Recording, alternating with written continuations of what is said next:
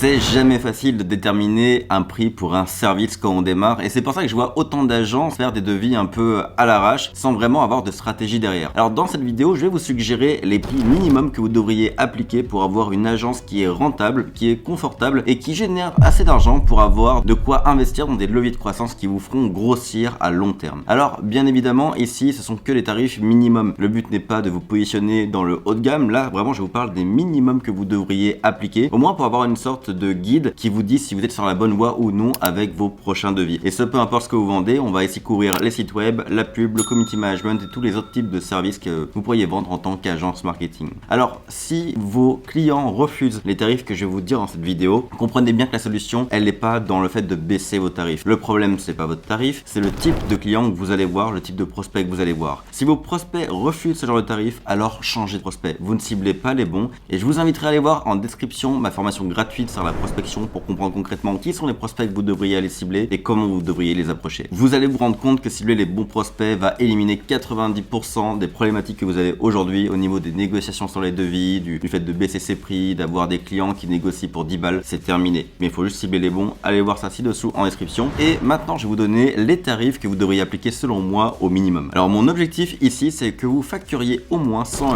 € de l'heure travaillée, ce qui est simplement le juste prix aujourd'hui pour le genre de service que vous allez vendre. Et donc pourquoi est-ce que c'est intéressant de facturer 100 € de l'heure travaillée? Parce que sur 40 heures par semaine et 52 semaines dans l'année, ça représente environ 210 000 €, ce qui fait 16 500 € par mois. Et oui, ça peut paraître un gros chiffre, mais en réalité c'est simplement ce que ça vaut d'avoir une boîte qui tourne bien avec 40 heures de travail par semaine sur ce genre de service et ce genre d'expertise. Donc c'est ce que vous devriez gagner si aujourd'hui vous êtes seul dans votre boîte et que vous bossez 40 heures par semaine pour vos clients, tout simplement. C'est ce que je vous conseille d'atteindre comme objectif parce que comme ça vous aurez de quoi vivre confortablement, être rentable sur vos services, payer vos charges, payer vos impôts et évidemment placer dans votre fonds de croissance l'argent dont vous aurez besoin pour financer tous les leviers de croissance, vous inscrire dans des clubs d'entrepreneurs, payer des salons, payer de la pub, payer des masterminds, des formations et tout ce que vous voulez. Donc si vous voulez croître, vous avez besoin d'argent dans votre boîte et à 16 000 € par mois, vous avez de quoi vivre et croître. Donc c'est parfait. Alors je dis ici 16 000 €, mais vous comprenez bien que même si on tombe un peu en dessous, entre 10 000 et 16 000, vous êtes ok. Mais vous ne devriez pas être à moins de 10 000 par mois si vous bossez 40 heures par semaine pour vos clients avec votre agence. Donc pour atteindre les 100 € de l'heure en moyenne facturée, voici les tarifs que je vous conseille d'appliquer selon vos services. Déjà on va commencer par la publicité.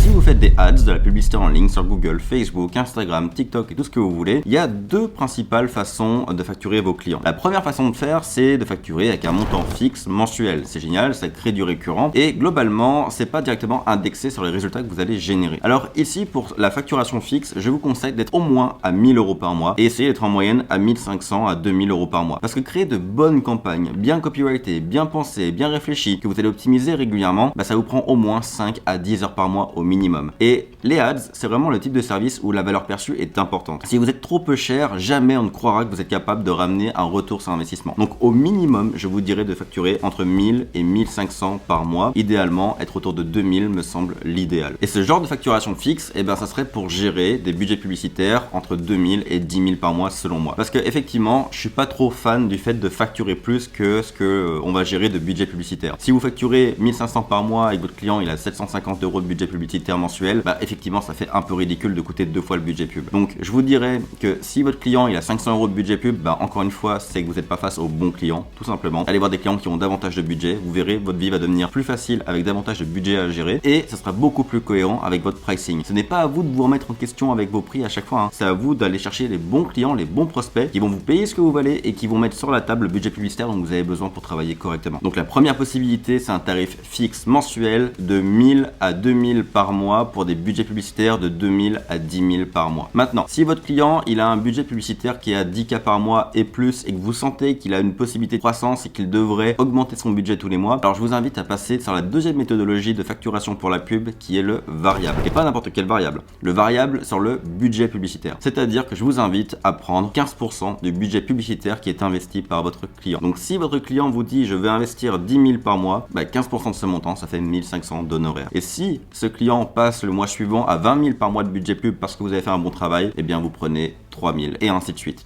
Donc oui, si votre client fait 100 000 par mois de budget publicitaire, vous prenez 15 000, vous avez bien compris. Mais c'est juste une logique des choses, parce que ce budget publicitaire, c'est votre responsabilité de le gérer, donc vous avez quand même une lourde responsabilité si le budget devient gros. Si votre client commence à investir 50 à 100 000 par mois, c'est normal d'avoir un gros montant d'argent qui en tombe pour vous, parce que vous avez une lourde responsabilité sur la gestion de cet argent-là. Et quand même pas mal de temps de travail pour pouvoir gérer les campagnes qui sont corrélées à ce genre de budget publicitaire. Parce que c'est pas avec une pub qui va tourner tout seul que vous ferez tourner 100 000 balles de pub mensuelle. Donc il y a un gros travail en amont, il y a une grosse responsabilité, ça demande une grosse rémunération. Mais évidemment, je ne ferai pas du variable sur des petits clients qui ont moins de 5 ou 10 000 de budget mensuel. Autrement, on bosserait pour moins de 1000 euros et ça, c'est hors de question. Les 1000 euros, c'est vraiment, selon moi, le plancher en dessous duquel vous ne devriez absolument pas aller, quoi qu'il arrive. Donc pour les ads, un tarif fixe de 1000 à 2000 euros par mois pour les budgets pub entre 2000 et 10 000. Et si votre client a plus de 10 000 de budget pub mensuel, vous passez au variable à 15% du budget pub investi et vous gardez ce variable sur toute la croissance de votre client, donc même s'il va jusqu'à 100 000 par mois de budget pub. Alors, pourquoi est-ce que je ne suggère pas le variable sur le chiffre d'affaires généré ou sur les profits générés par vos campagnes? Tout simplement parce que d'un point de vue comptable, c'est le bordel. C'est impossible de gérer ça correctement, à moins d'être sur des clients très spécifiques, type e-commerce où vous maîtrisez 100% des ventes, de l'argent qui transite, etc. Mais de façon générale, c'est un bordel que de gérer la comptabilité liée à un variable sur le chiffre d'affaires ou sur les profits. Donc le plus simple, c'est simplement de prendre votre responsabilité du budget publicitaire et de prendre un variable sur le budget pub. C'est beaucoup plus simple à gérer et vous n'avez pas à attendre de savoir s'il y aura des retours clients, des garanties clients, des remboursements pour savoir au final combien votre client a gagné et combien vous allez gagner. À la fin du mois, vous avez géré 10 000, et vous savez que vous facturez 1500, c'est réglé. Vous pouvez facturer dès la fin du mois que vous avez travaillé, vous n'avez pas besoin d'attendre 30 jours, 60 jours de plus. Pour les sites web maintenant, alors on va commencer par les sites web vitrines.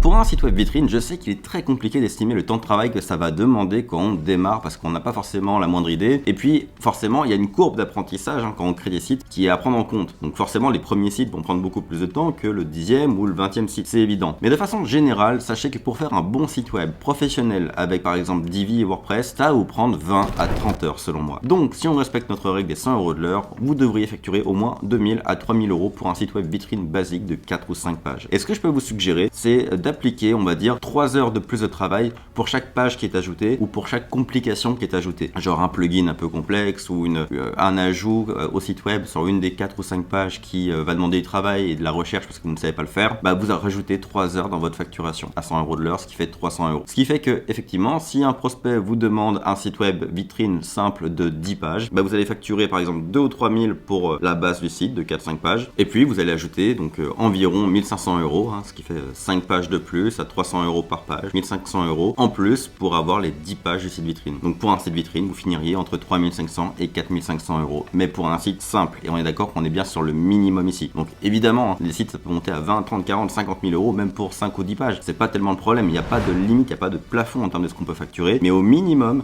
je vous dirais d'être entre 3500 et 4500 euros par exemple pour un site de 10 pages. Pour un site de 4-5 pages, qui est la base d'un site généralement, on serait plutôt autour des 2000 à 3000 euros. L'idée encore une fois, c'est simplement de regarder comment vous travaillez, combien de temps ça vous prend pour livrer un site web, pas seulement votre temps de travail, mais aussi le temps d'échange que vous avez avec le client, le temps de recherche, etc. Et vous facturez 100 euros de l'heure. Alors peut-être que vous trouvez une méthodologie un peu imparfaite au niveau de la tarification des sites web, mais voici une méthodologie que je vous suggère. Appliquez ces prix-là pour le démarrage, pour vos premiers sites. Vendez 1, 2, 3, 4, 5 sites web. Et quand vous aurez vendu vos 5 premiers sites web, faites la moyenne du temps que ça vous a pris de créer chacun des 5 sites web. Si votre moyenne arrive à 25 heures, vous prenez les 25 heures, vous multipliez par 100 euros de l'heure et les 2500 euros deviendront votre forfait de base pour la création de site web pour les 12 prochains mois. Et dans 12 mois, refaites le même calcul. Vous avez vendu une dizaine de sites web sur les 12 prochains mois, vous prenez les 10 sites web, vous faites la moyenne, vous multipliez par 100 euros de l'heure et ça redevient votre minimum pour les prochains forfaits que vous vendrez. On y va sur des méthodologies qui sont pragmatiques et qui vous assurent de gagner au moins 100 euros de l'heure. Pour une boutique en ligne maintenant, c'est à peu près le même fonctionnement général que pour un site web vitrine. Vous allez avoir une base qui est le site en lui-même, donc par exemple configurer le Shopify au démarrage avec le thème, etc.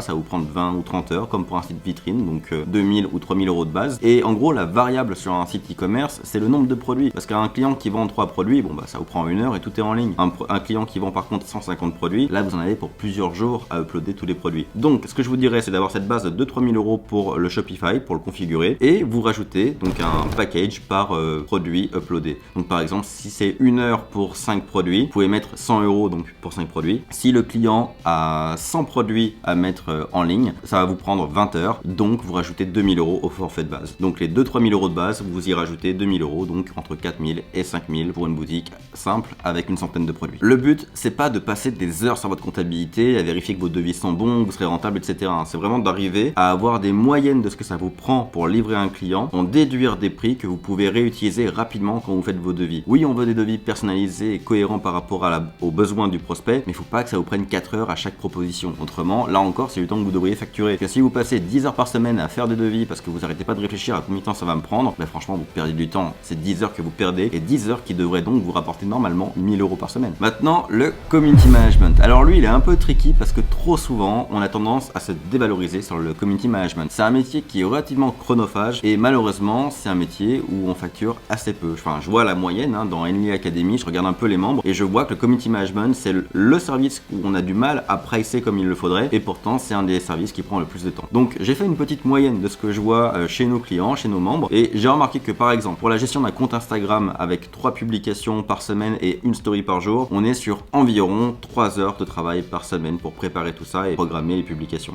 3 heures par semaine fois 4 semaines, ça fait 12 heures et donc on applique notre règle, on devrait être à 1200 €. Le problème, c'est que oui, en community management, je sais que la moyenne est bien en dessous de ça. Je sais que la plupart des gens se facturent 700, 800 € par mois, 500 € par mois pour ce genre de travail. Mais au bout d'un moment, il y a une problématique. Si vous appliquez ces tarifs-là, vous bossez pour 40 ou pour 50 balles de l'heure et là, vous réduisez drastiquement votre potentiel de gain sur le mois. Donc le problème ici, c'est oui, vous êtes à un prix attractif, agressif, mais au bout d'un moment, c'est pas ça qui va vous amener vers les résultats que vous attendez. À 40 € de l'heure, vous allez vous retrouver à la fin à, je sais pas, peut-être 6 000, 8 000, 10 000 par mois maximum. Mais c'est-à-dire que pour faire 10 000 par mois, vous allez cravacher, vous allez bosser des heures et des heures et des heures. Et c'est pas l'objectif. Parce que si vous passez 80 heures par semaine pour générer 10K par mois, vous n'aurez jamais le temps derrière d'activer des leviers de croissance qui vous permettront d'aller chercher le prochain niveau de succès. Donc, vous devez générer les 10K et plus par mois pour remplir votre fonds de croissance et avoir, on va dire, les trésoreries nécessaires pour investir dans votre boîte. Mais vous devez aussi avoir un peu de temps pour bosser sur votre boîte, pas juste dans votre boîte, mais sur votre boîte et pour appliquer et activer les leviers que vous pourrez vous permettre avec votre chiffre d'affaires. Donc, les services chronophages comme le community management, pour moi, devraient être soumis à la même règle que les autres, c'est-à-dire 100 € de l'heure. Donc oui, si vous bossez 3 heures par semaine pour un client pour gérer son Instagram et que ça représente 12 heures par mois, et ben ça devrait être facturé 1200 € par mois tout simplement. Et là encore, si vos clients refusent, c'est que vous n'êtes pas face au bon client. Tout simplement. Et pour finir, c'est un peu la même chose avec tous les autres services comme le copywriting, la photographie, produire des vidéos et tous les autres métiers où globalement c'est du service où on échange son temps contre de l'argent. Peu importe ce que vous vendez comme expertise, facturez-vous à chaque fois au moins 100 € de l'heure. Je pourrais pas faire tous les métiers du monde du marketing dans cette vidéo, mais de façon générale, j'ai cité les principaux qui se vendent par forfait avec les prix qui sont reliés à ça selon moi.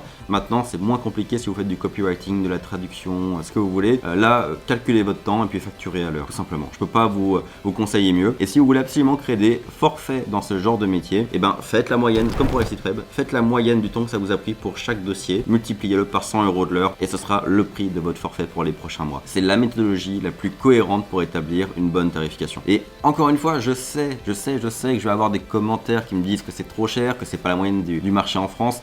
Mais c'est faux, faut bien comprendre que à chaque fois que je reçois un commentaire qui me dit non, c'est impossible de vendre un site web à 4000 €, c'est parce que cette personne-là voit le marché sous son prisme à lui qui est que moi je vends des sites web à 500 € depuis 20 ans, donc le marché c'est 500 €, je ne vois que des gens autour de moi qui vendent des sites web à 500 €. Bah oui, mais si cette personne n'évolue que dans un monde de TPE, de très petites PME et d'autres créateurs de sites web qui se vendent à 500 €, c'est comme ça qu'il va voir le monde. Alors que d'un côté, on va avoir quelqu'un à l'extrême inverse qui bosse qu'avec des boîtes qui tournent bien, qui veulent investir dans leur visibilité et qui dans son prisme à lui, un site web ça vaut 20 000, 30 000, 40 000 parce que c'est ce que payent les gens, c'est ce que facturent ses concurrents. Donc comprenez bien qu'il n'y a pas de vérité sur le marché. La seule vérité du marché, c'est ce que les clients sont prêts à payer. Et donc la variable qu'il faut changer, c'est qui sont les clients à qui je m'adresse. Si vous avez l'impression de bloquer à 500 balles pour un site web, c'est parce que vous vous adressez toujours aux mêmes clients qui sont prêts à payer 500. Mais il existe des clients qui sont prêts à payer 5 000, 10 000 ou même 100 000 pour un site. Et ça, je peux que vous le confirmer, que vous le garantir parce que j'en ai vendu moi-même et parce que dans Devenir Consultant et dans No Limit Agency, on a des dizaines, des centaines de membres qui vendent ce genre de service. On a des membres que vous allez rencontrer parce que je vais les interviewer sur la chaîne qui vendent des services de gestion des ads à 10 000 ou 15 000 euros par mois d'honoraires. Pas le budget pub, ce sont les honoraires de gestion parce que c'est faisable, parce qu'il y a des entreprises qui ont des gros budgets et qui veulent investir de gros montants pour être sûr d'avoir un service de qualité. Donc vous aussi,